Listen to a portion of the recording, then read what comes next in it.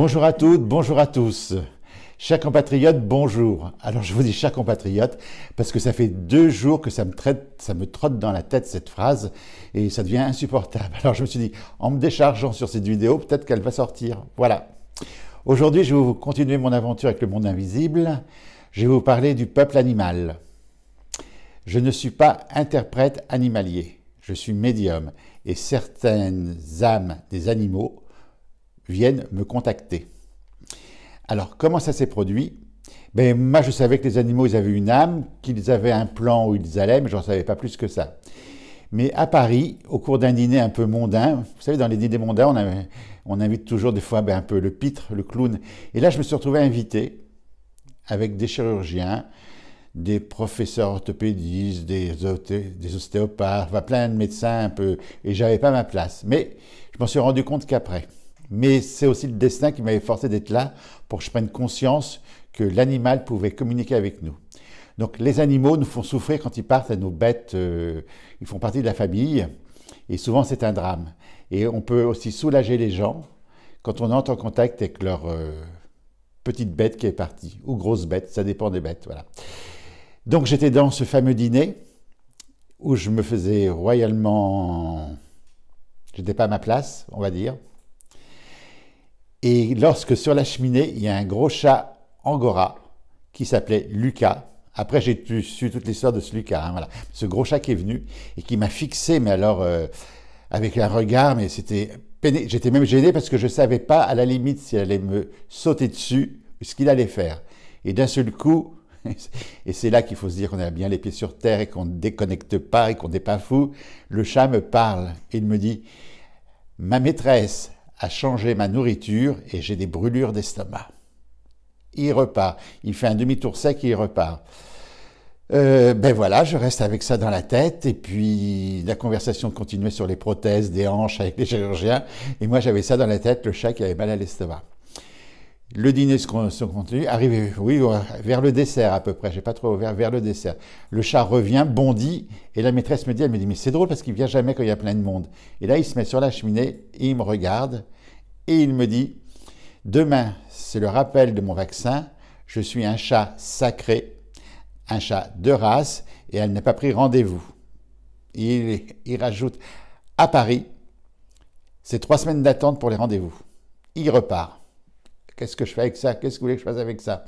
On mange le dessert, on prend le café, les digestifs, tout le monde, puis le repas s'en va, on remercie la maîtresse de maison, je pars le dernier, et je lui dis, il faut que je vous dise quelque chose pour votre chat. Elle me dit, ah oui, quoi?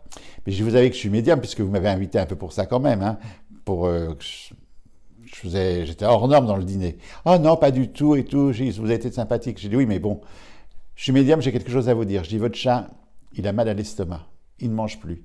Ah mais oui, il ne mange plus depuis 2 jours, comment vous savez? Eh bien, je lui dis parce qu'il est venu me le dire. Elle est médecin, bardée de diplôme, hein. Il fallait que j'assume ça. Et elle me dit, comment? J'ai dit, voilà, vous lui avez changé sa nourriture, vous êtes passé des croquettes au pâté, et ça ne va pas du tout. Et elle me dit, oui, il ne mange plus, il sent... Ah, elle me dit, ah, Rénal, vous êtes formidable. Je dis, non, je ne suis pas formidable, moi je transmets, je vous dis. Je dis, par contre, il faut contrôler autre chose. Je lui dis, demain, c'est le rappel de son vaccin et vous n'avez pas pris rendez-vous. Et vous savez qu'à Paris, un rendez-vous chez le vétérinaire, c'est 3 semaines. Hein, c'est pas... Elle me dit, oh, c'est pas vrai. Mais je dis, on va vérifier dans le carnet de vaccination. Alors moi, j'ai confiance en ce que je reçois. Je n'ai pas peur. Mais là, je me suis dit, quand même, un chat... Et on ouvre le carnet de vaccination. Et effectivement, le rappel était le lendemain. Donc elle est restée baba. Depuis, je suis son idole, évidemment, parce que le chat, on l'a vacciné et tout. Voilà, c'est comme ça que j'ai pris conscience qu'on pouvait communiquer avec les animaux. Donc, je me suis dit, parfait, il y a un autre plan, ils peuvent donner des messages. Et un jour, en consultation dans mon cabinet, il y avait une dame qui est venue me voir pour son défunt mari. Et d'un seul coup, il y a un gros matou qui est arrivé. Alors, je vais dire qu'il était rouge, il était plutôt rouquin, mais je le voyais rouge, moi. Et je dis à la dame, mais il y a un chat qui est près de vous. Je lui dis un peu rouge, un peu roux, mais plus rouge. Ah, elle me dit, c'est je ne sais plus son nom. Et elle me dit, comment il va? Je lui dis, il n'a pas l'air d'aller très bien. Hein. Et elle s'écroule en larmes. Son mari avait pris le chat et avait été l'abandonner dans les bois. Voilà. Donc il venait lui donner des nouvelles, qu'il était très en colère, le chat, mais qu'il allait bien de l'autre côté quand même. Voilà. Et j'ai reçu une autre dame en consultation qui avait perdu sa fille, et quelque temps avant d'avoir perdu sa fille, ils avaient trouvé un chat qu'ils appelaient le rouquin. Et pendant la consultation, je vois un chat roux qui arrive près de cette dame, avec sa fille qui était défunte, et la fille me dit « Dites à maman que j'ai retrouvé le rouquin ». Je dis à la dame « Votre fille a trouvé un chat ». Elle me dit « Ah oui, quelle couleur ?» Je dis « Mais il ne me donne pas de couleur, mais votre fille me dit le rouquin ». Bon, donc là, preuve de la preuve, la maman enchantée, et moi je me dis les animaux ils ont une âme. Donc toujours un peu la fleur au fusil, un peu innocent, je me dis je vais organiser une conférence sur les animaux, sans savoir ce qui allait se passer, mais uniquement pour les animaux, pas de défunts ce jour-là. Donc j'ai fait ma première conférence sur les animaux, j'avais peur de rien à l'époque, ça serait maintenant, je n'oserais pas. Hein. J'ai fait ma première conférence sur les animaux à Vichy, en plein mois d'août. Donc à Vichy, il y a une cure thermale. Donc il y avait des Parisiens qui me connaissaient, des touristes, et puis ça se passait dans un grand cinéma, je me rappelle, une grande salle de théâtre ou de cinéma. Et j'ai fait ma conférence sur les animaux, sans savoir ce qui allait m'attendre. Hein. Et là, ben, ça a été prodigieux, mais prodigieux. J'ai eu, alors moi je pensais que c'était que les chats et les chiens, mais j'ai eu un lion, j'ai eu un éléphant qui est venu, j'ai eu des perroquets, enfin j'ai eu plein de monde, mais j'étais inconscient parce que puis je réfléchissais pas, donc les messages ça coulait tout seul. Il y a plein de gens qui étaient venus un peu en curiosité qui étaient des touristes, qui étaient venus pour l'animation, parce que pour eux c'était une animation, mais des gens qui avaient perdu un animal, c'était une précision, alors évidemment c'est répétitif, hein, parce que les messages sont un peu répétitifs. Je décris les colliers qu'ils ont, la manière dont ils remuaient la queue, dont ils secouaient la tête, et puis des fois je donne les noms, mais pas toujours, mais des fois je donne les noms ou les surnoms qu'ils avaient. Et à Vichy, ça a été fantastique.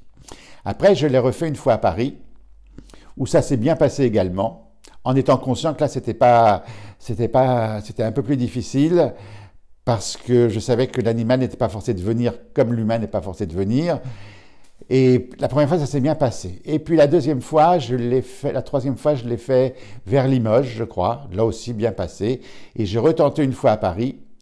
Alors, je ne veux pas me vanter, mais j'étais le premier à faire de la communication animale avec les animaux défunts. Maintenant, tout le monde le fait, mais j'étais un des premiers.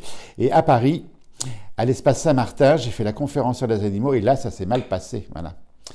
Parce que, pour moi, perdre un animal, c'est comme perdre un être de sa famille. Donc, le chien, le chat, le cheval, éventuellement, le perroquet. Voilà. Des animaux avec qui on passe une partie de notre vie. 3 ans, 4 ans, 7 ans, 12 ans. Mais il y a des gens qui m'ont posé un pigeon qu'ils avaient écrasé sur le bord de la route, à qui ils avaient réparé l'aile. Et évidemment, le pigeon m'a rien donné. Hein. Et j'étais... quand j'ai pris le pigeon... Alors pourquoi j'ai pris ce pigeon? Parce que le pigeon m'appelait. Mais il ne me donnait pas de message pour la personne qui avait... Voilà. Et puis après, il y avait un lapin. Et là, vous savez, pour ceux qui me connaissent, je suis des fois un peu chaud, je m'emballe très vite. J'ai pris le lapin et j'ai dit non, pas de lapin. Voilà, je ne fais pas de lapin, ce ne sont pas des animaux... Enfin, je ne sais pas quel mot j'ai dit. Je me suis fait incendier sur un forum, alors ils m'ont démonté. Je ne sais pas si ça existe toujours, les forums d'ailleurs, peut-être. Mais un jour, j'ai mis une phrase que si jamais on m'attaquait sur un forum ou à ma vie privée... on allait au tribunal de grande instance, enfin une phrase, voilà.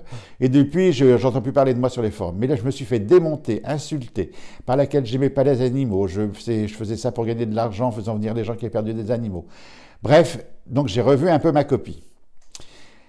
J'en ai fait une autre où j'ai demandé simplement à avoir que des chats, que des chiens, des chevaux, et des perroquets. Alors pareil, insulte, pourquoi pas le ragondin, pourquoi pas l'hamster qui vit pas longtemps. Voilà.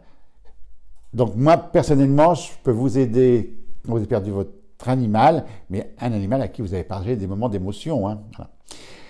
Donc j'avais décidé de ne plus en faire. Et un jour, ça me reprend quand même, je décide de faire une conférence sur « Les animaux ont une âme », c'était le titre, à Valence dans la Drôme. Voilà. Et puis ce jour-là, j'invite Marie-Angélique Couder, qui est une jeune médium, à travailler avec moi, qui m'avait contacté, qui m'avait dit « Rénal, comment on fait pour travailler avec vous ?» Mais j'avais dit « Il suffit de m'appeler, puis on discute, et puis vous venez à côté de moi, puis on voit, quoi, parce que moi, je ne teste pas Elle me dit, ok, j'y vais. Donc, je peux vous dire, à côté de Rénal Roussel, elle avait un peu peur. Mais le matin, je lui dis, la conférence, c'est toute la journée. Après-midi, matin et après-midi. Mais je ne lui avais pas dit. Et avant de commencer, je fais, venez, on fait des animaux.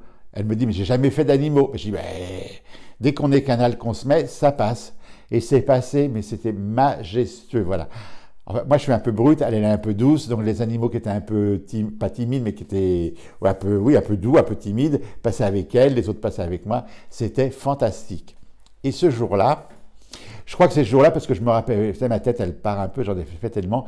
Ce jour-là, je vois un éléphant dans la salle. Alors, je voyais les grandes oreilles qui faisaient comme ça. Alors, si je vous dis que l'éléphant me souriait, c'est pas possible. Mais je le voyais et pour moi, j'avais l'impression qu'il souriait. Il avait la trompe qui balançait comme ça. Et quand vous êtes à Valence dans la Drôme, que vous avez un éléphant, qu'est-ce que vous faites?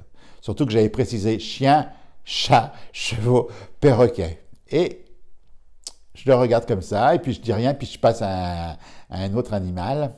Ah oui, non, ce jour-là, il y avait M. Micheloc qui était avec moi. C'était un autre jour. Il y avait M. Micheloc qui était avec moi. Et moi, j'avais dit, je ne prends pas les lapins, les araignées et tout ça, hein, parce que c'est un peu facile. Mais lui il prenait il a pris un lapin, une araignée, et ça s'est passé très, très bien. Hein. C'est moi qui dois un peu coincer. Je suis un peu spécial. Je coince un peu avec ça. Lui, ça s'est bien passé. Mais j'avais toujours mon éléphant.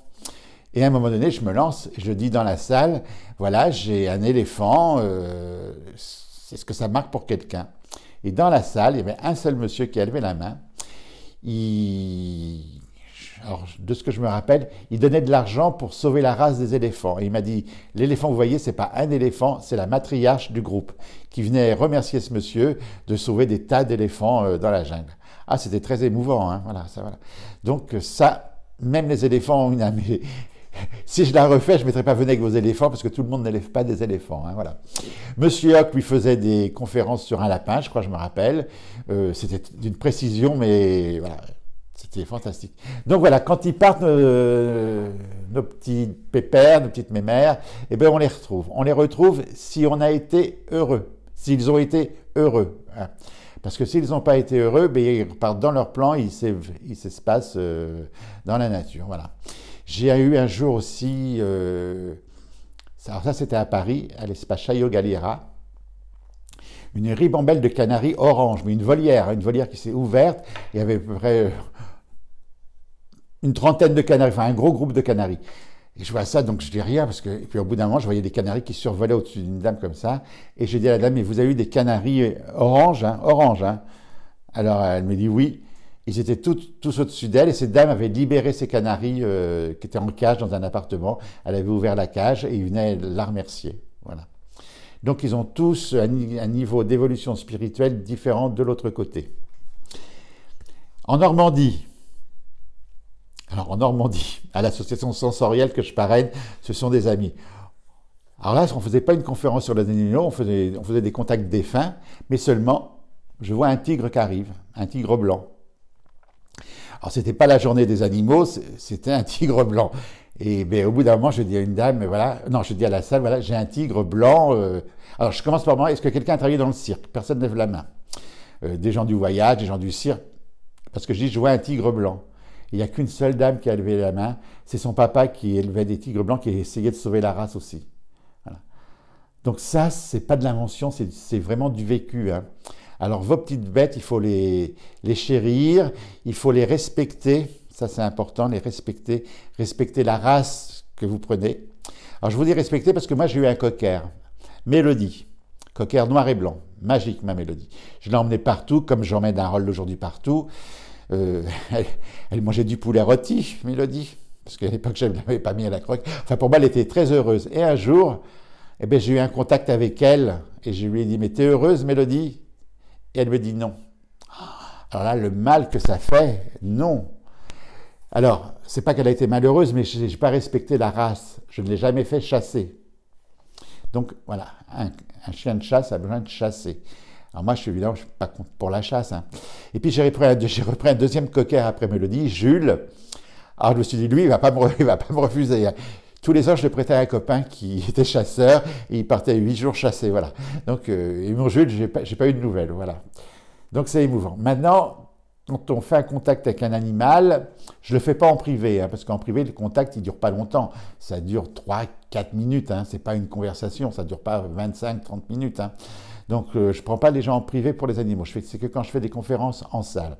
Et puis après, j'ai arrêté de faire ces conférences en salle parce que les gens me mettaient, ils avaient écrasé un poulet faisant sur la route, ils me demandaient s'il allait bien. Donc, je trouvais que c'était un manque de respect envers moi, envers les gens qui avaient vraiment souffert de perdre un animal.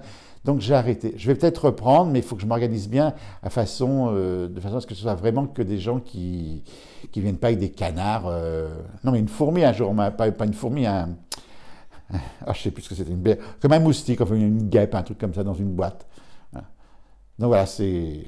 Maintenant, il faut savoir que quand vous avez eu votre petit chien, que vous avez brossé tout le temps, brossé, et qu'il était sur votre canapé dans des coussins et tout, et qu'il s'est jamais roulé dans la boue, et qu'il vient vous dire « j'ai été heureux, mais je me suis jamais roulé dans la boue », il faut savoir accepter. Alors, au moment où on les aime, hein, mais on ne se rend pas compte de tout. Donc, moi, je ne culpabilise pas. Hein. Mon cocker, il n'a jamais chassé. Ça ne m'a pas plu pendant 2 secondes, mais je n'ai pas été traumatisé. Hein. Parce qu'un jour, j'ai dit à une dame, vous avez eu un chien, mais c'était un chien de concours. Il faisait des concours, donc il était tout le temps brossé, tondu, épilé. Épilé un chien. Hein. Alors, c'est pas épilé à la cire comme pour les dames les jambes. Hein. On prend le poil, on le tire entre le pouce et l'index et on casse le poil. Alors, paraît-il que ça fait pas mal. Et bien, le chien, là, il disait que ça faisait mal. Hein, parce que je pense qu'il ne devait pas épiler aux bons endroits. Le dos, on peut l'épiler, mais autour du cou, tout ça. Donc, il est venu. Donc, après, elle n'a pas fait une dépression, mais elle m'en a voulu parce qu'elle n'avait pas. Je ne lui ai pas donné de bonnes nouvelles de son chien. Voilà. Donc, il faut faire attention quand on veut faire le contact. Ça, c'est très important. Il faut être prêt à tout entendre. Voilà pour aujourd'hui. Donc, vos êtres, vos petites bêtes à 4 pattes, à 2 pattes, à plumes, à poils, on les retrouvera. Merci de m'avoir écouté. À très bientôt, chers compatriotes. Merci.